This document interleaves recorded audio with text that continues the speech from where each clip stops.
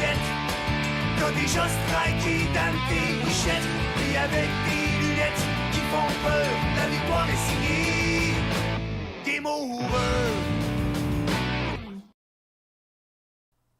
Oh, yes, here we go. The world premiere of Game Over, the new baseball podcast. Here we go, buddy. Yeah, my name is Max Martin. It says Maxim, but that's what they say in French. But I thought, we'd get, to be a little more familiar. So Max Martin, a lot easier to say. If you don't know who I am, it's perfectly normal. I'll introduce myself after. But, of course, I'll introduce my co-host, who needs, obviously, no introduction, Mr. Eric Gagne. Eric Gagne.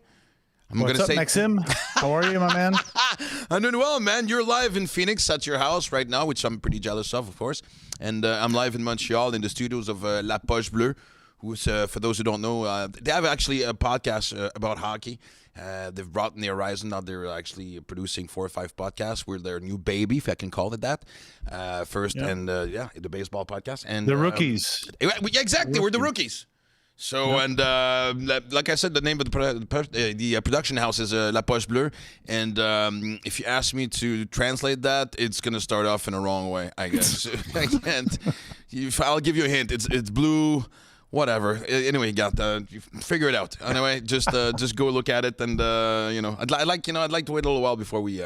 And obviously, what you can actually, you've come down to the conclusion. It's not the same budget for the background. How am I supposed to rival? I can't. I'm dealing with a guy who's got a Cy Young behind him. He's got where's the World Series plaque? It's not too far off. You got beautiful stone in the back. I got the Cy Young's right. Expo. That's very funny when you're looking for where did I put my Cy Young? I hate when I misplaced my Cy Young. Honey, did you see my Cy Young?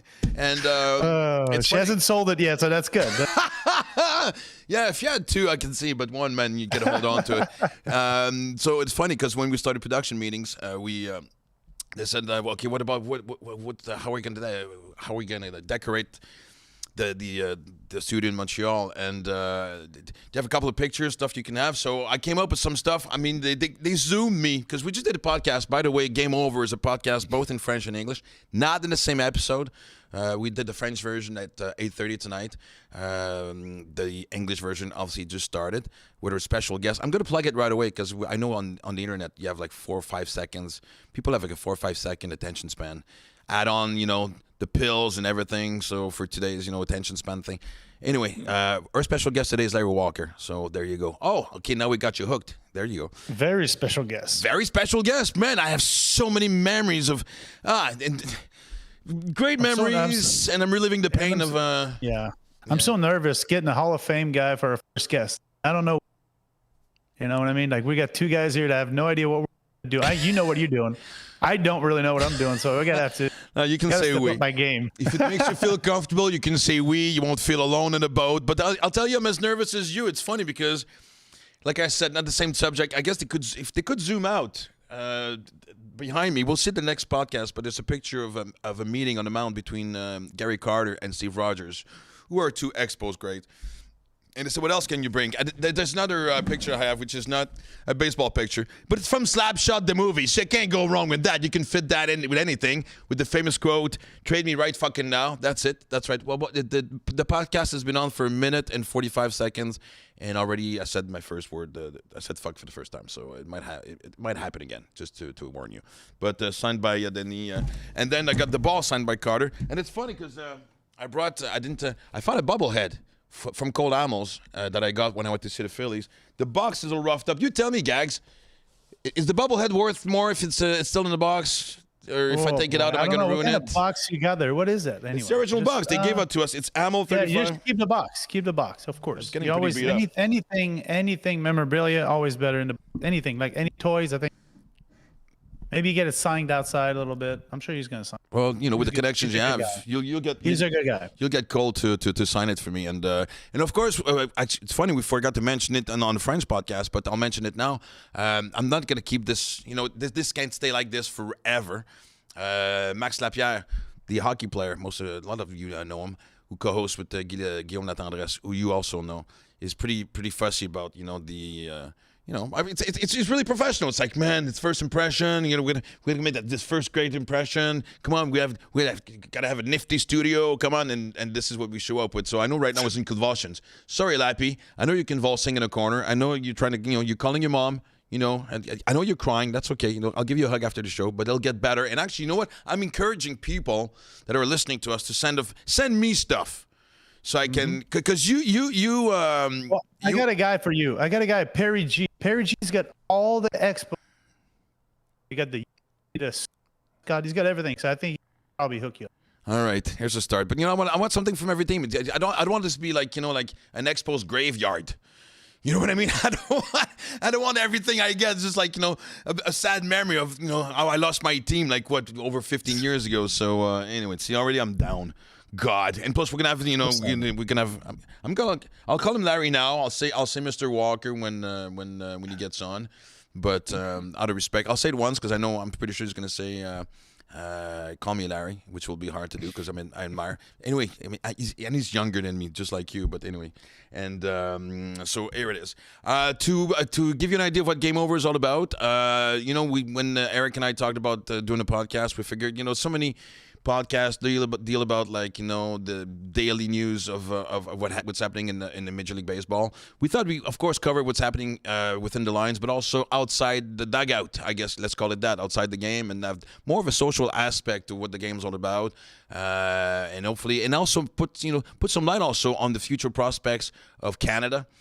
We just talked to, on the French side, we talked to Charles Leblanc, a Quebec product who played with the Marlins last year, and I was back in AAA, but, knocking on the door. We got other guys, too, and on the English side, I mean, the list, it goes on and on and on. So, and that's what we hopefully can do, put some highlight and people to get excited and start following the kids are take over the game pretty soon. We have like a pretty decent Canadian roster if we look at the WBC. I mean, you're looking at guys that really. We talk about the French Canadian early.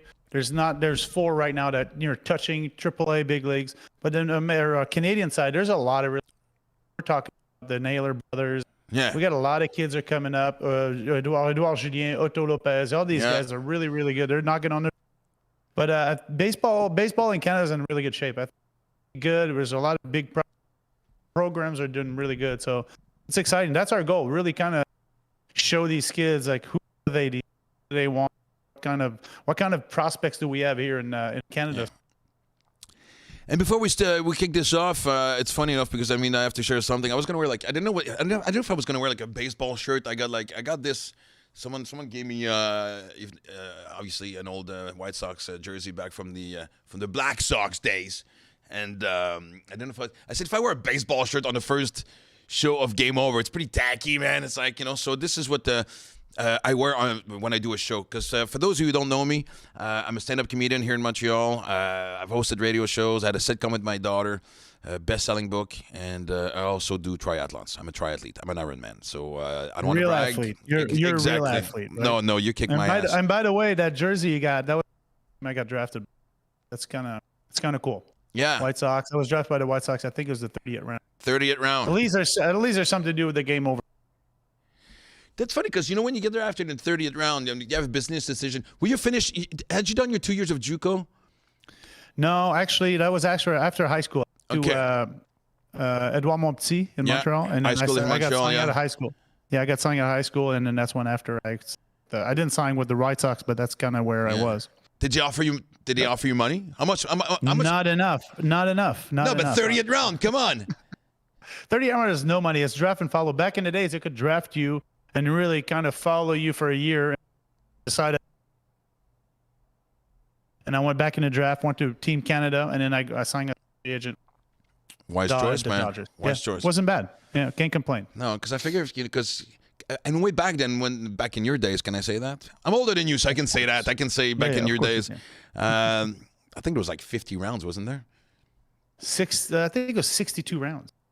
Mike Piazza 52. Was the last. 52nd round. Yeah, exactly. Round. The last guy. Mr. Irrelevant. Last guy, the last round. It's funny because if you're Mr. Irrelevant in the NFL, it's 7 rounds times 30 teams. Yeah. So but if you're Mr. Irrelevant.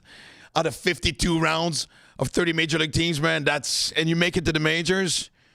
Brock Purdy, sorry, move over. I'm sorry, but I mean, exactly. So Piazza didn't make it to major leagues. He made it to the. Pretty impressive. You played with him for a while, didn't you? I played. He was in the big leagues. I was just coming up in the. Didn't play, but I played just right behind him. Yeah, because when you made it up, he was gone to the Mets, right? Yeah, exactly. Okay. Marlins and then the Mets. Yeah. Oh, really? See, I forgot about the Marlins.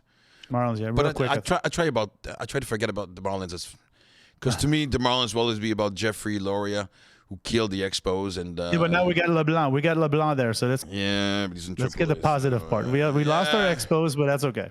I don't know. I have a hard time with these organizations who seem to be stubborn and stuck on finding new ways to lose. I mean, no, but I mean, first of all, the fact that they had a World Series back in the days, and it's funny. I'll tell you a story. They won the World Series. Did sign Mark Burley, Reyes at shortstop. I forget his first name, from the Mets, or did he go to the Mets after? Anyway, and no, he had gone anyway. And I forget the third name. Was the third baseman? Was it Bonilla? There's a lot of big names. Yeah. Yeah, exactly. And after they won the World Series, I think the year after, like 2 years after, they just sold everybody. They just tanked it. Got the new stadium first, then got rid of it. Exactly. What an asshole. I have to say it. I'm sorry if there are kids listening. It's 10 o'clock at night. If you're listening at 10 o'clock at night, we're live right now. That's why. But anyway, if you listened earlier, I'm sorry about the language, but he's a fucking asshole. I said it again. That's how angry I am. And it's funny because the year after, I was doing shows in Florida. So I went to see a spring training game. And the Marlins and the Cards share the same facility. And it was a Cards game, because if it would have been a Marlins game, I wouldn't have gone.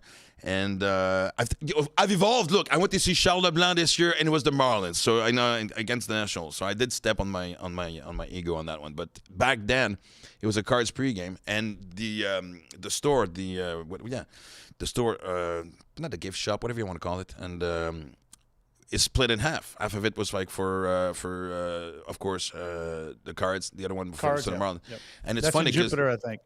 Exactly, and it's funny because all the jerseys of Burley, Reyes. God, I forgot the third baseman that sticks in my head. Was it Bonilla?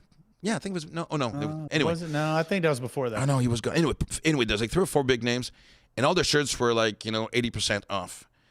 And I was just laughing my ass off, and I was talking to like Marlins fans there who were totally pissed off. And while I was talking, he would go like, "Yeah, I have some kind of accent. Where you from?" And I go, "Montreal." And we all just automatically connected because well, I know our guest is listening now, so I'm not going to say the bad words again because he's a pretty clean guy, but what an F.A.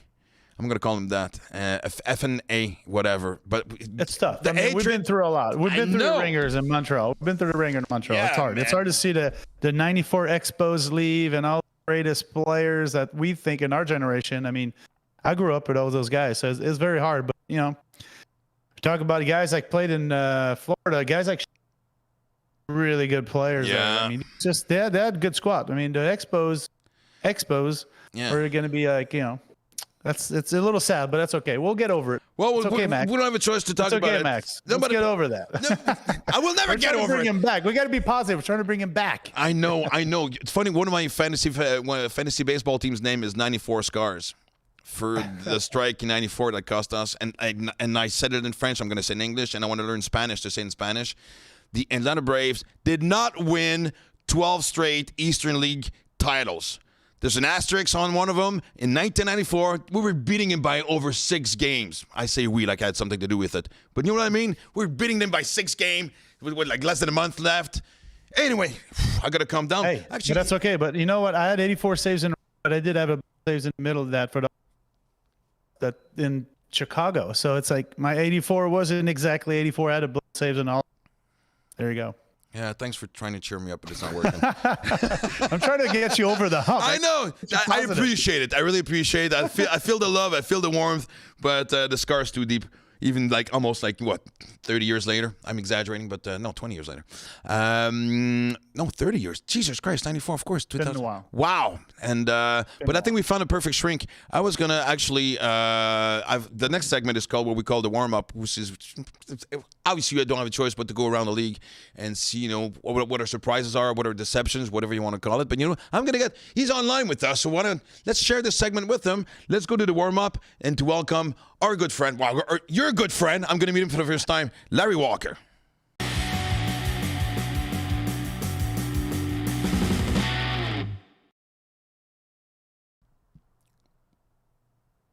Well, this is oh, there we go. Oh, my God. Wow. There's the man. Oh, What's up, Juan? I've been 20 minutes trying to figure out how to do this stuff on my phone here.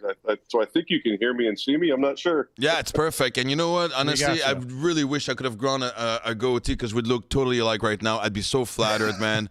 You know, I could be your double in any movie that you're going to be a part of. And I'm going to say, well, welcome to the show. And I'll say Mr. Walker once because out of respect for all the great memories. And I'll go back to Larry right away. Thanks for doing this for us. Well, it is my name, so I guess I can't complain with that. So there you go. Hey, Walk. Thanks for doing this, my man. I appreciate it. I know it's past your bedtime because you're in now.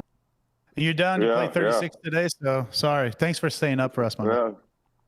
Just 18, but I took 81 shots, so it wasn't too productive. That's pretty good. It's pretty good. Yeah, it is, man. It's something I'm not even close to that. I'm not even going to tell my score, man. I think if I played mini putt, I would get 81. You know what I mean? So, and actually, I was going to say that as soon as people found out that you were going to be our first guest, it brought up so many memories and I want to thank you on behalf of every Expos fan that that were fans while you were with the team. And man, thank you for all the memories. We'll talk about that later on. Like I said, I want to include you in the what we call the warm-up section. Right before that, I'm gonna have like a little confession because when Eric emailed you to ask you to be on the podcast, I was attached to the email, and then you answered back, and I swear to God, I have Larry Walker's email, man. So I promise I won't write too often, no more than once a week. How's that? Is that a good deal? Is that, Well, it goes to that junk part of the mail, so I don't ever see it anyway. All right. This is where the relationship's at. Okay, I'll accept it. I'll take the lumps that go with it. The warm-up section is pretty much, even though we want to talk about more of the social issue, the big issues of baseball, I think we have to go around the league right now. Who's the surprise team for you so far, and who's the disappointing team? The answers are obvious, but tell me why it is what it is right now. Well, I don't think anybody is expecting to see the Tampa Bay Rays being 29-7 right now. Yeah. So, they might be decent, but they're not that good. So it's kind of crazy. And then the disappointment is what the Cardinals are trying to do. They seem like they're really falling apart for me. And being an ex-team of mine, it's hard to watch them fail as they are when they're so much more is expected. But it's early. Yeah, but it won't last very long. I mean, you know how that played the game. I talk about baseball IQ. And I think that's what the Cardinals bring. I think it's just, you play there. That's kind of what they do. They play the game right. You got guys like yourself, these guys that I've been there forever. They played the game right. And is that what when you're playing, is that kind of what the whole vibe was about? Playing the game right, playing the game hard, playing 9 innings, that kind of the old school way a little bit? Yeah, it was that, and, back when I was there, Tony La Russa was the manager, and it was always, Tony seemed to be an inning or two ahead of every other manager in the league as far as when it came to managing. And it was pretty much fundamental stuff. You always worked on getting a guy over. You worked on getting him over. There was a lot more hit and runs that were being done. I don't ever see a hit and run anymore. And no. And just the basics of baseball, because it's.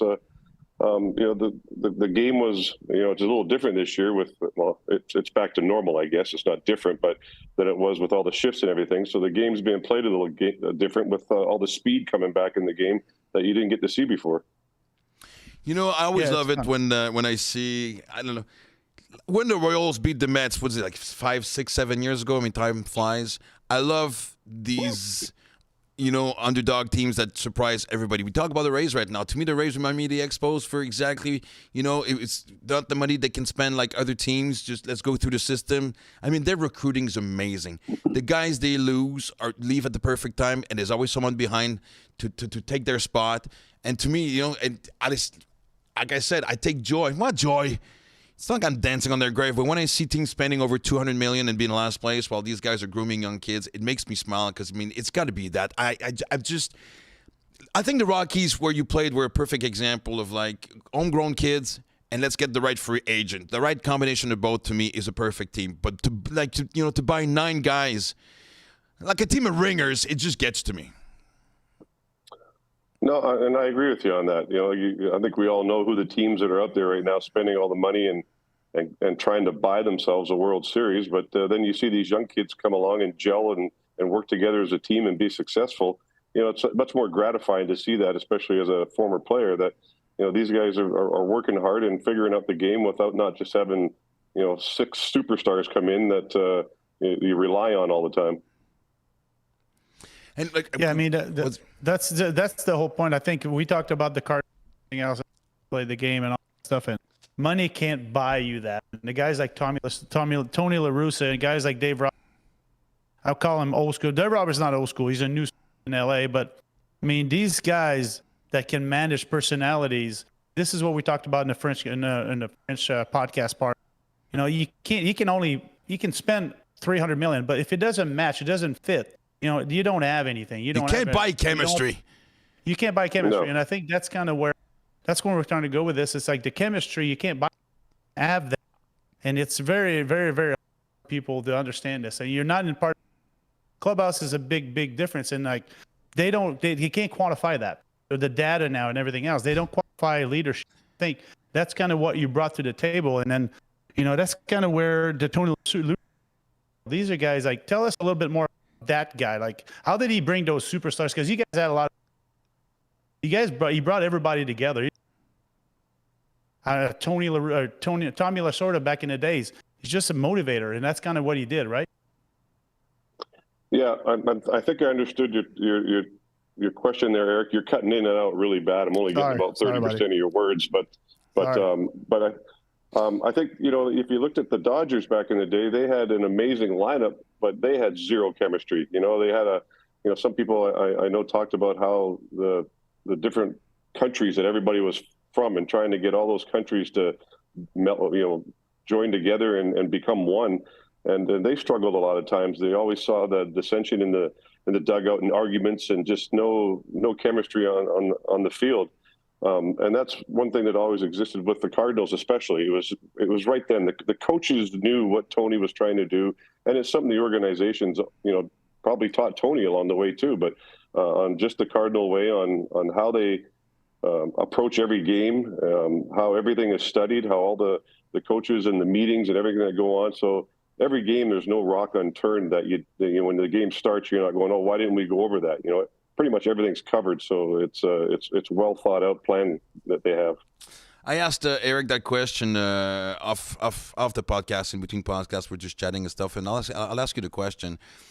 It's a 2-parter question. Can you have too many stars on one team?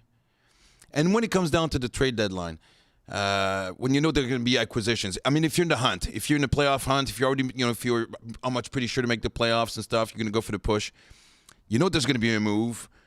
They might go get somebody who, without calling them a cancer in a locker room, but you know what I mean? Someone who's got that strong personality that might not give out the right vibes. Are you guys consulted at all? Is there not every player, but I mean, we also know their leaders in the locker room. Is there some communication that goes like, look, if we bring this guy in, how do you guys feel about that? Are you consulted on some part of the, not being consulted on the trades, but do they take the weather, the temperature of the room? Well, the first part of your question with can you have too many superstars, you can, I guess, but I don't think it hurts not to have them all. I think a good barometer for that right now will be the San Diego Padres. They have a lot of superstars in their lineup. Now, can they perform as one great team?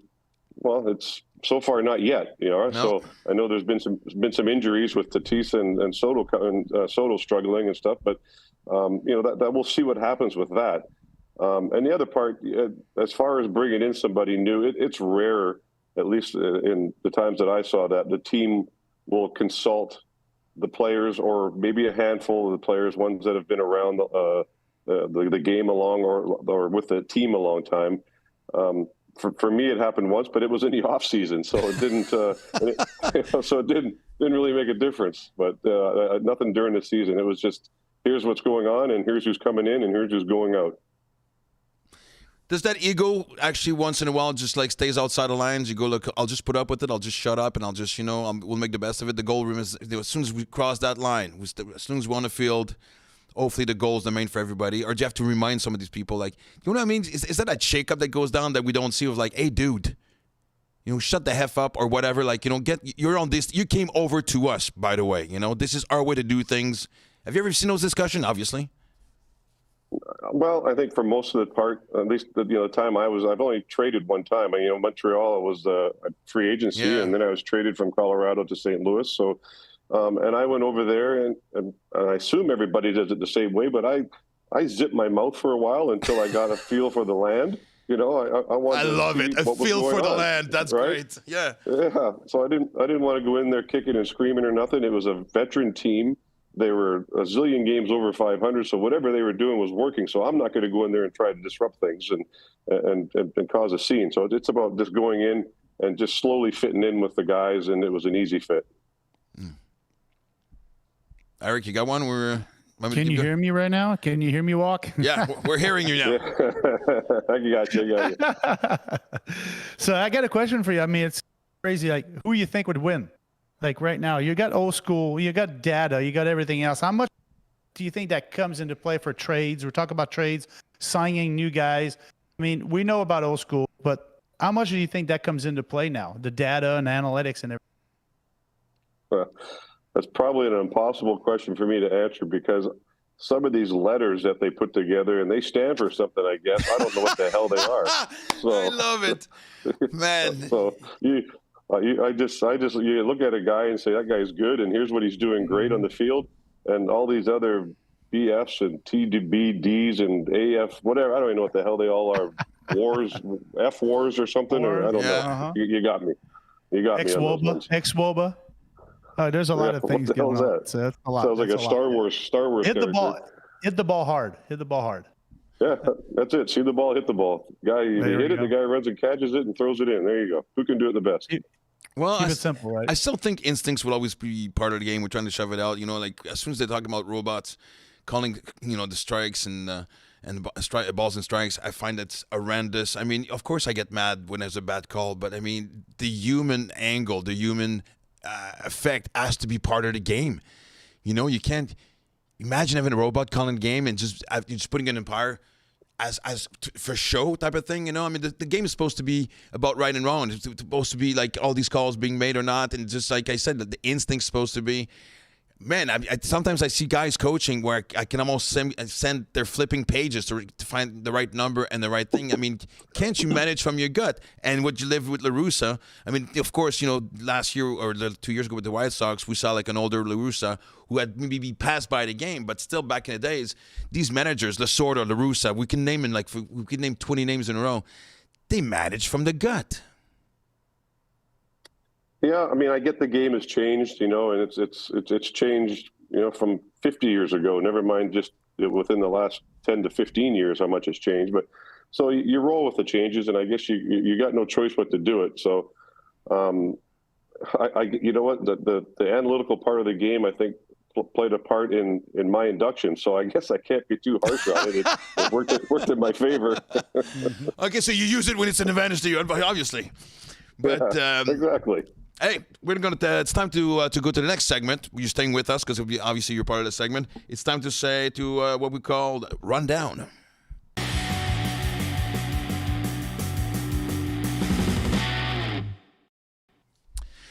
Well, the rundown, Larry. Now that we're intimate, we can say that.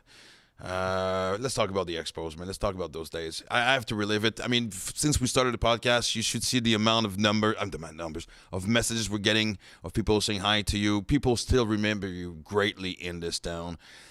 Man, I remember there was something about that stadium when it was full. I remember going to see games, and for some reason, like 94 season was frustrating because you guys were so ahead. And the years before or after, it would always come down the last couple of weekends. It was always tough to watch, the last second, losses that would, I remember watching a series against the Phillies. You were a part of it. And it was like having a hockey crowd at a baseball game. Am I right when I'm saying like a packed Olympic Stadium in the playoff kind of atmosphere, like a stretch down the season to make the playoffs, was the noisiest place in baseball? Yeah, I've said it before. It's a quote that I've said before. When you get in those games and the place would be absolutely shaking. You get down to first base and you can't even have a conversation with the first baseman because it's so dang loud. Really? So no, I know exactly what you're talking about, and I wish we could talk about more of those scenarios because they were unfortunately far and few between because we had so many disappointing years there. But the times when we were pushing for the pennant there late in the seasons and the crowd was going nuts. I remember the Phillies series you're talking about. There was an Atlanta series that was really crazy as well. And just great memories, obviously, for me and for you. Yeah, of course. Yeah. And you know what? Here was the frustrating thing. I mean, I'm 53. So, when I started following baseball, it was like, all the kids were coming up, the Dawson, the Carter, the Rogers. I can go on and go on. Was it Tim Foley, who I think was shortstop at the time before he got traded? Bill Spires, and like I said, so on. Valentine. Look, I gotta stop naming names. We get the point, Max. It's okay, And it was like that for almost like the 20 years I followed the Expos till the '94 until they started crumbling. But you're part of an organization that's not gonna go out and sign the big names when you come up, because you guys had the same thing. You had that great, you, Grissom, Wetland. I mean, all came through the system. What's it like when you know that you're in an organization that will be conservative when it comes down to the free agency? Well, for the years I was there, that didn't matter much to us because we were constantly getting awarded the farm system, of the year in baseball because of the homegrown talents we had down below, and as you talked about earlier with the trade and going to another team or at free agency and you go to another team, how you got to kind of feel your way into it. Well, we had our guys coming up from the minor leagues and, everybody in the major league team already knew these guys. These kids were at spring training already with us. So there was already relationships built with everybody. They were just, still getting molded down in the minor leagues before they got to come up to the major league. So the friendships and the camaraderie were already all there when these guys got called up, including myself. It's funny because I got a question, Larry. Do you believe Expo? And I think we're a hockey, but I mean I believe in it. I think if that team wasn't broken up in '94, I believe that would have been a dynasty. You still think? Do you believe that? Yeah, I don't. I've said that as well, Gags. If that hadn't happened and things would have been kept together, I wasn't let go. Grissom wasn't let go. The list goes on, as you guys know, and the team kind of got dispersed around the league, that perhaps the next year after that horrible '94 season when it all ended, and perhaps the next year we keep that team together, there's a World Series. And if there's a World Series, then who knows what that's going to do to the city, to the ownership and everybody involved, and it keeps the players there. And that dynasty and that team sticks together for, who knows, 2, 3, 4 years. Who knows what that would have been? But there could have been some incredibly winning seasons there, and having some ticker tape parades going down St. Catherine's Street somewhere. It's like, it would have been great. Wow. Yeah. I'm sorry. I have to reminisce for a second, but we're going back. Take a commercial break. So you can wipe away some tears. Angry Max. Angry Max still. Yeah, it's gonna wipe that little tear coming up. It's just like, no, but I mean, I've said it before, and I keep saying it again. I don't think the Montreal Canadiens are going to win another Stanley Cup unless the Nordiques come back or the Expos come back, because it's all the attention's on one team. And that's what was great about the Expos. Give us something to think about outside of if it was a good season for the Canadiens, the Expos were a compliment to it. If it was a bad season, the Expos would change their minds, and vice versa. You guys brought us George for the whole summer, and it was just, man, I felt like I was in a major league city, and that's what pisses me off about their departure and the lack of political intent to bring him back. Is like, can I be a major league? Because we've proven that we can do it, and there's nothing like more passionate, like you said, than a hockey crowd out of it. Anyway, I'm going to start crying again. But anyway. Well, I sent the video to Perry's event that he did the other night, and in that I even stated, that a lot of people have fought to get the Expos back in Montreal, and you tune into some of these games, and even Tampa with their winning ways, they're pulling in not enough people for the team that they have, and And Oakland was what I used as an example. I mean, it's a spring training game there every day, but somehow they're still kicking around there. But now I hear this talk about them going to Vegas or somewhere. But like I just wish Montreal was in the conversation more. Well, actually, you brought a good point, because that's what makes me mad also, is when you see like the attendance in all these stadiums and nobody ever talks about them moving. I thought it was always biased because we're north of the border. I understand. And obviously, we didn't have the TV revenues that they had later on that can actually save a sinking team. But I think nobody really tried to give us a chance to survive. And it's just, at the end, it's going to be rough as an image, but it's almost like, to me, going to see an Expos game in the last couple of years in the early 2000s was like going to see your 92-year-old grandma at the hospital. It's just a matter of time before she says goodbye. And it was just hard to see, man. I want to be a part of it, but you're just ripping my heart out every time I go to that game, man. What a heartbreaking comparison, man. I feel sorry for grandma. Oh, my God. Hey, it's our first podcast, man. I got to give as many. You got anything for the ratings. It'd be great if they would agree to something, and something, where it comes back. And obviously, Olympic Stadium isn't where it would happen. No. Put a new ballpark downtown with maybe not as many seating. Put a 35,000 seat ballpark downtown. A lot more afternoon games where you get your businessman specials. People can work half a day and then go catch a ball game downtown, and then maybe a hockey game later on that night if the two happen to collide by fluke. But hey, give me a good Wi-Fi. I'll work in the outfield. You know what I mean? It's like I'll work in the bleachers. Give me just I'm going to ask you I'm going to use a hockey comparison, because I'm going to say, what was your welcome to the major league moment? I'll give you an example. I was talking to Jimmy Benn, Jordy's brother. His first shift in the NHL as a defenseman was against the Tampa Bay Lightning, and his first shift was against Le Cavalier, Stamkos, and St. Louis. That's a welcome to the NHL moment. What was that big moment for you? Of course, the first day you walk into a locker room, you're in awe of everything. You try to, to just sink everything in. You want to enjoy every second. But what was that big first welcome to the big league moment?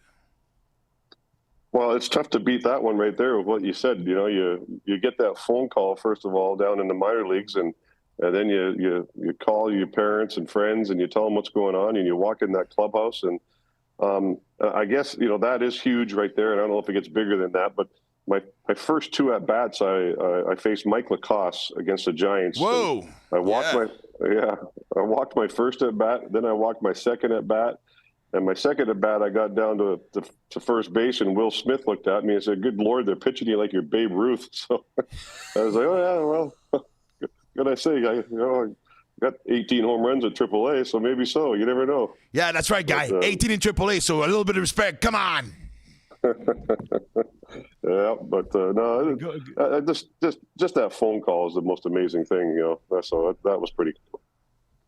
Speaking of phone calls, you get that phone call for the HOF, man. That's unbelievable. How was that? How was it? I mean, that was just all those years working, like from Montreal, working your way up to the Hall of Famer. That's amazing. Just tell us, because I wish I could say that. No, that one takes the cake. That one's not even close, and especially when you don't expect it to come. So there's no way I'm expecting that phone call to come. So the element of surprise when you see that 212 area code pop up on my phone, and you know what it is, and that's hilarious. Really, you know the area code? That's funny, because 212 is the New York area, right? Yeah.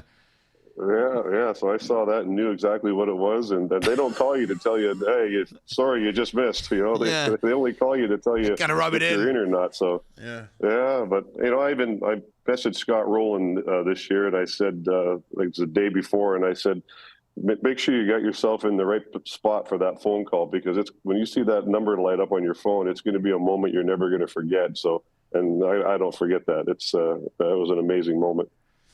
And I got another question. Who picked your outfit? Because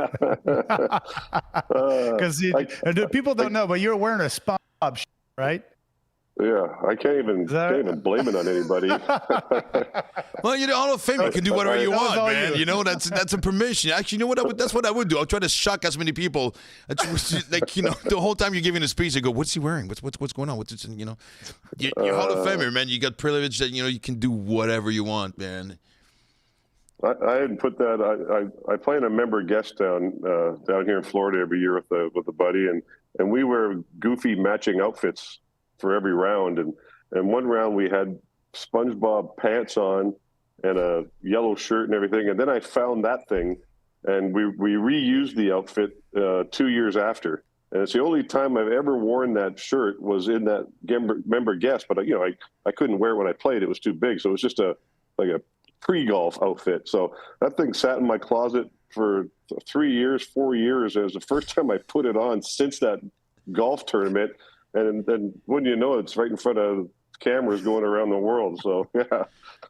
I'm just trying to picture you with SpongeBob pants in your closet for 3 or 4 years. How many times did you and your wife would wear that? Come on. You gotta let it go. Come on. No? That was 6 years ago. I don't think they fit me anymore, so it doesn't matter. I'm not going to go there. I don't want to know. I'm not going to go there. We're going to go into the hey, we're going to go into the last segment called The Relief. Let's pass on to the next subject.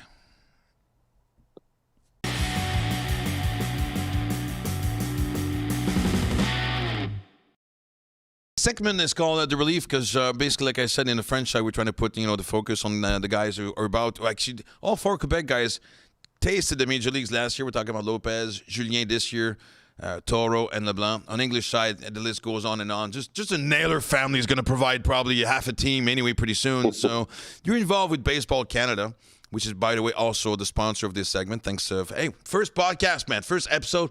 We have a sponsor. Thanks for the l'ABC and Baseball Canada. You want to explain to us, for people who don't know, the role that you have with the development of Baseball Canada right now? Well, I don't. I enjoy putting the uniform on whenever I can. It's the only time I put on a uniform anymore is if the word Canada's on it. So otherwise, it doesn't happen. So I don't consider myself a person that would be a coach, and it's hard for me to put into words what I did and how I did it.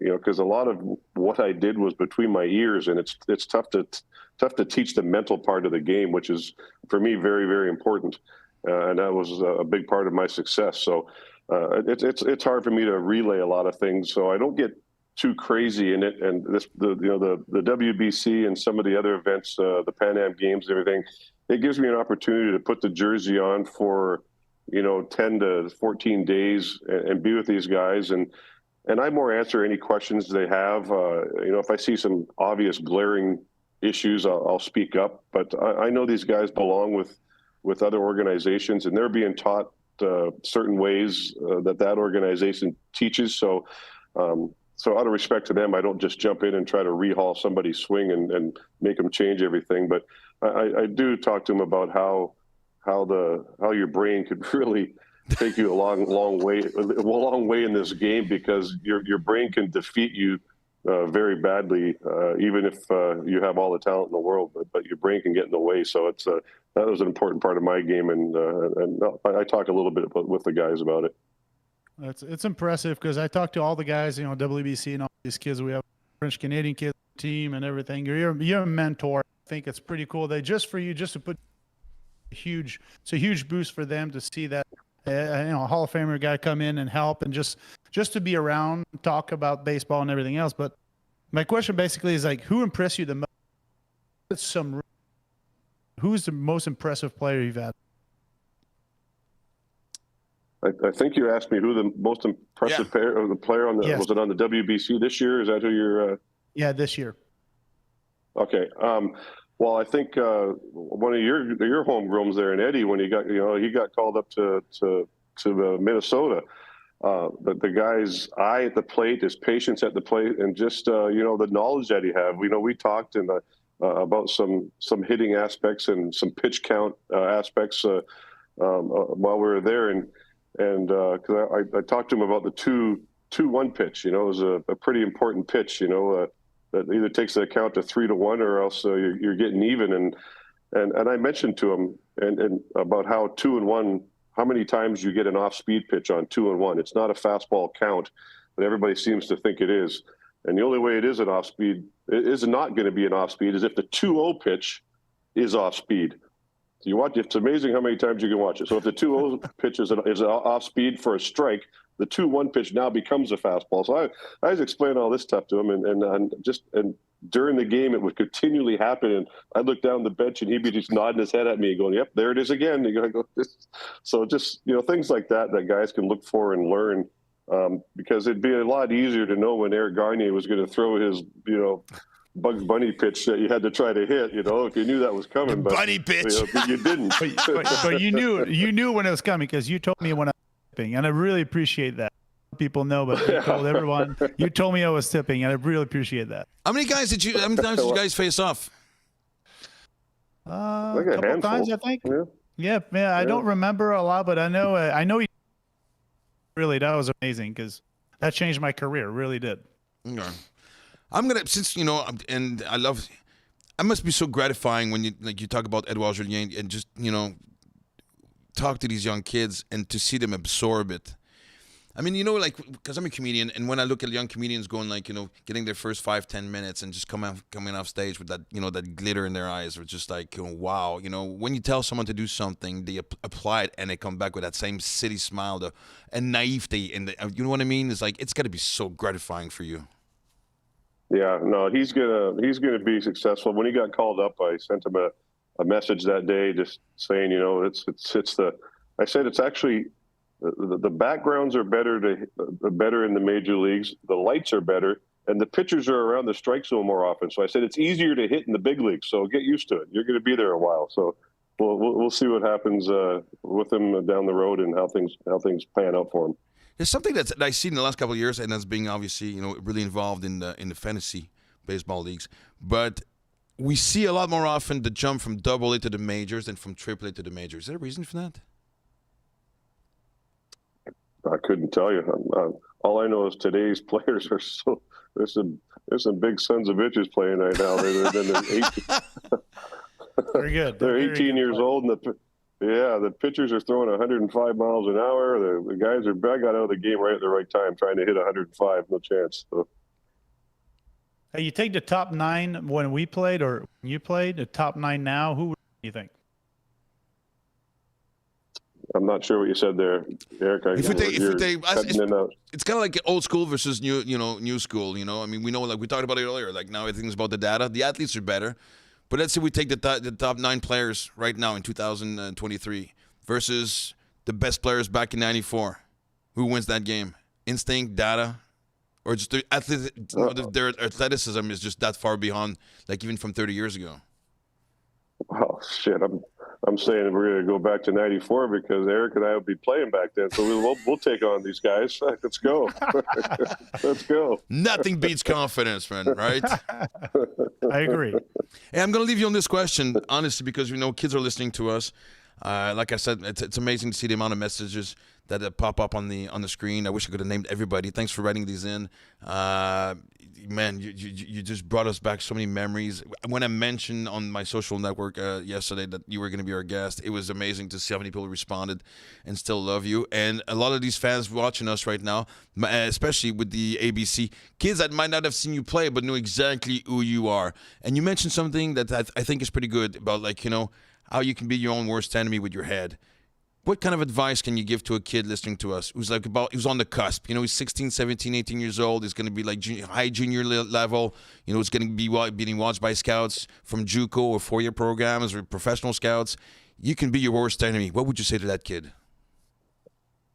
Well, it's just simple stuff too, and it's really just not giving up, because you don't know when that light bulb's going to go on. It always goes on for you at some point in time when everything just clicks, and there's so many kids that are right on the cusp, and they just, taking that last leap is the hardest one. And for some of them, it's doesn't happen, but for a lot of them, it does if they continue to hang with it and stick to their guns. And I tell you what, I went to one winter ball, and I did 6 instructional leagues. So when the season was over, I went down to Florida and I worked at my craft more after the season. So it's a continued grind to get better and better.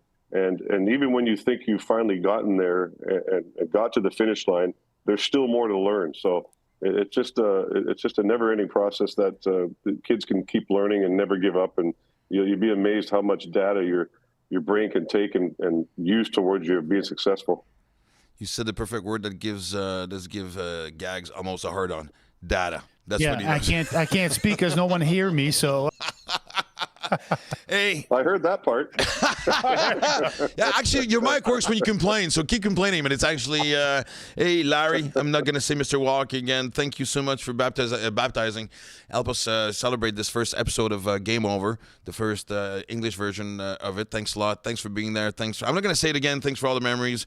Man, but I'm going to say it again. Thanks for all the memories. And, man, I'm so flattered to have gotten a chance to talk to you.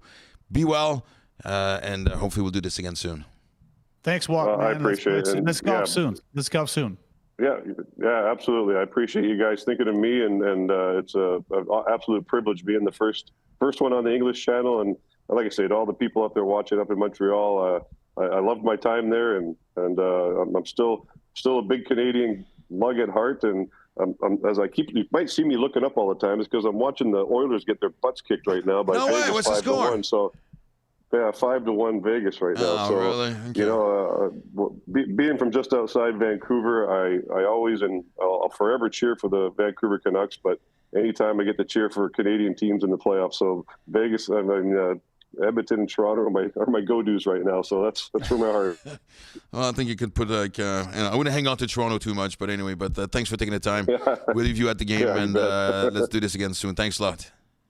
You got it, guys. Have a great night. Thanks, Walk. Man, come on.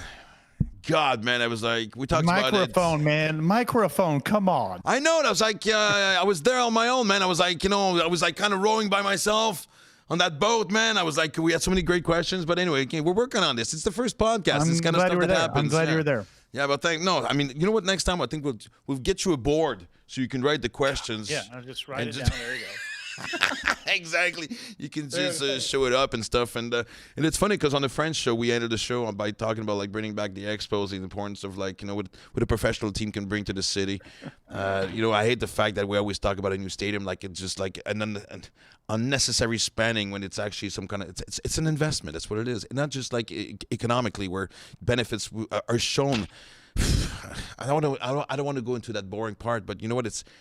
What's also great is just like, the trickle down effect of that, of like how many kids will play more sports. So we're talking about the expos, we're talking about every sport. And that's what I hate about, sometimes in Canada and sometimes especially here in Quebec, I think the political will of just giving us the best facilities and make sports sexy for kids to want to be involved, to get out of the house and bug their parents about, take me to the field, come and play with me, let's go do this, let's build dreams and stuff. That's part of it, But anyway, we could go on to this forever. We talked about it on the French side. We'll talk about it again. I could have talked about it longer, but just saying Mr. Walker. I said Mr. Walker. My heart is bleeding, and yeah. But look, we're gonna end on this. This is the first episode of Game Over. I promise that every week I'm going to try to make this background a little sexier. We'll work on my mic. We'll work on the sound. Exactly. Look, it's funny. It's the first podcast. As far as I'm concerned, maybe only our families are watching right now. So I'm gonna encourage people to follow us on our social media. Can we just, because the whole production office is showing me, you've been on Facebook, Game Over Baseball Podcast, on Instagram, Game Over Baseball, on Twitter. Show _ Game Over. I don't go on Twitter. It's a fucking hate fest. But no, go on the other ones. Gags and I will be there on a regular basis. And thanks for being part of this. Send us your feedback. Yeah, we know the mic didn't work, so you can say. I can hear you, and you know what? I can feel you, man. I love you, buddy, man. I'm looking forward to seeing you again, man. I don't know when next time I'll get down to Phoenix, but maybe soon, because I know you guys are going golfing. So thanks for shoving that in my face. When Walker, you and Larry are gonna go golfing. I'm like, anyway, I didn't hear my name mentioned as part of it. Probably in Cabo, San Lucas. So yeah, exactly, in Mexico.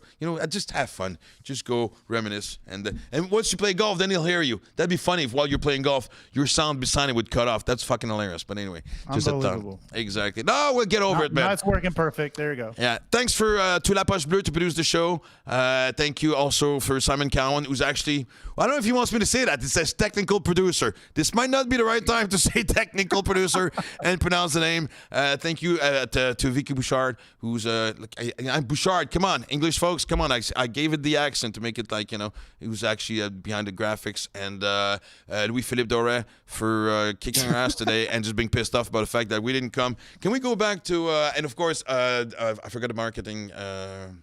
Can we, anyway, look, that's what I like about podcasts, man. It's supposed to be, I'll give you, we're going to finish on a confession. Gags and I went out to Phoenix last week. We spent like 3 days together to talk about the podcast and stuff. Subjects, angles, whatever we wanted and stuff. We knew that. Believe it or not, we were supposed to be ready. Exactly. And then when I came here to the office, I came in an hour before the podcast to go, don't forget you have 4 different segments. And the whole time Eric and I spent together, we forgot to break down the show into 4. And this is how professional we are. Took a piece of paper, and that's how it became the first episode, which might explain what it fucking looked like and what it sounded like. But look, it's big budget, man. Come on, they give me a pen and paper. It could have been bark and just my fingernails. So we're moving up, man. We got a sponsor, and next time, rendezvous. The next time Game Over is going to be on, it's going to be on May 26th, 2 weeks from now.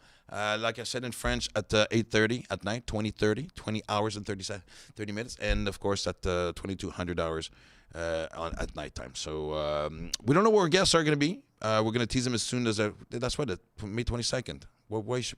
They're showing me what did I say? Did I say May 2nd? No, I said May 22nd, didn't I? I did. Anyway, I just said it now, so now it's official. And I don't know who the guests are, but just knowing who this guy plays golf with, not just Larry, but every day you call me. We got good guys. Every day you call me and you go, hey man, I just golfed with Charles Barkley. I know he's not a baseball guy, but do you think we should have him on the show? Yeah, he's a Hall of Famer. He'll come in the next day. Hey, guess what I'm golfing? Yeah, so I'm not worried about who the guest is going to be. But thanks for being there. Thanks for putting up with us for that first show. It's only going to get better. To actually to quote Michael Wilbon from PTI, we'll try to do better next time, and we'll see you next time. Thanks for being there. Take care, folks. Stay thirsty, my friend. I love you. Love you too, buddy. On ferme les livres, c'est terminé. Qui monte sa butte, c'est gagné. Avec ta balle bouchette, t'as déjà striké dans tes bouchettes. Et avec